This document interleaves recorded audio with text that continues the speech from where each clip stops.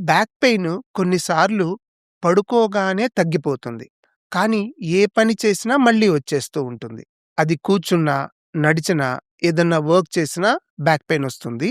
ఇలా ఎందుకవుతదంటే మన డిస్క్‌లో ఉండే ప్రెషర్ వేరియస్ పొజిషన్‌లో మారిపోతూ ఉంటుంది. ఇలా పొజిషన్స్‌తో మారే పెయిన్ బ్యాక్ పెయిన్ డిస్క్‌లో ప్రాబ్లమ్స్ వల్లనే వస్తూ ఉంటుంది. మనం పడుకున్నప్పుడు డిస్క్‌లో 0.1 కిలో పాస్కల్ అంటే చాలా తక్కువ ప్రెషర్ ఉంటుంది. అదే మనం కూర్చుంటే దానికి 2, 3 రెట్లు పెరుగుతుంది. అదే మనం నడిస్తే 5 రెట్లు పెరుగుతది.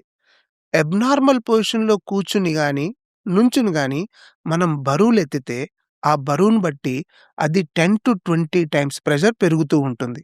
అంటే మనం పడుకున్నప్పుడు లీస్ట్ ప్రెషర్ డిస్క్‌లో ఉంటదనమాట.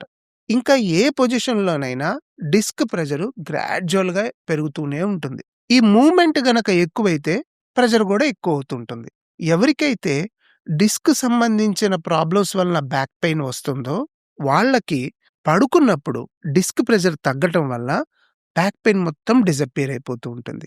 యాక్చువల్‌గా వీళ్ళు ఎర్లీ స్టేజెస్‌లో ఉన్నట్టు. డిస్క్ ఇంకా పూర్తిగా పాడు కాలేదు. వీళ్ళు గనక జాగ్రత్తలు తీసుకొని ఇది మళ్ళీ మళ్ళీ కాకుండా హెల్తీగా పోస్చర్స్‌ని ఉంచుకొని బ్యాక్ స్ట్రెంథెనింగ్ ఎక్సర్‌సైజ్‌లు చేసి జాగ్రత్తలు తీసుకుంటే ఇది ఇక్కడితో ఆగిపోయి ఫ్యూచర్‌లో పెద్ద ప్రాబ్లమ్స్ రాకుండా మనం దీన్ని ప్రివెంట్ చేయొచ్చు.